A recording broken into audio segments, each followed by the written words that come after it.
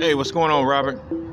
He says Chicago will be a hell zone soon, much worse than what it is now. These rappers gonna be talking about breaking into people's homes soon. Well, I hate to say this, but when martial law is enacted, Chicago will possibly be the biggest war zone in America. It's because a lot of the young men who walk around the streets on your normal day-to-day lives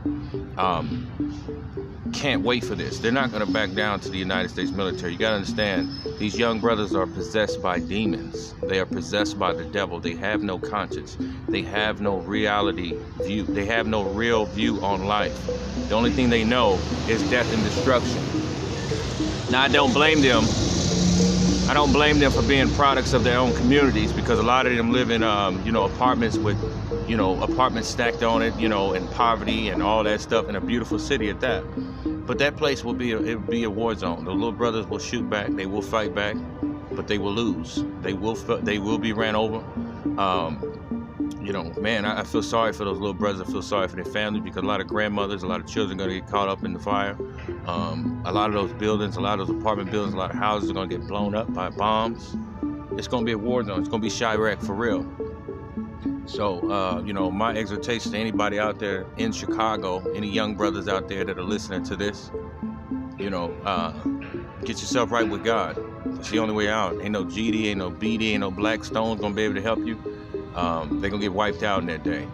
The day of the Lord is going to be terrible. God's going to rise up to them and show them that he's not playing with them. And a lot of the Latin gangs out there, I don't know if they have any Asian gangs, but I do know that most of the black gangs are not going to back down, and most of them are going to be slaughtered.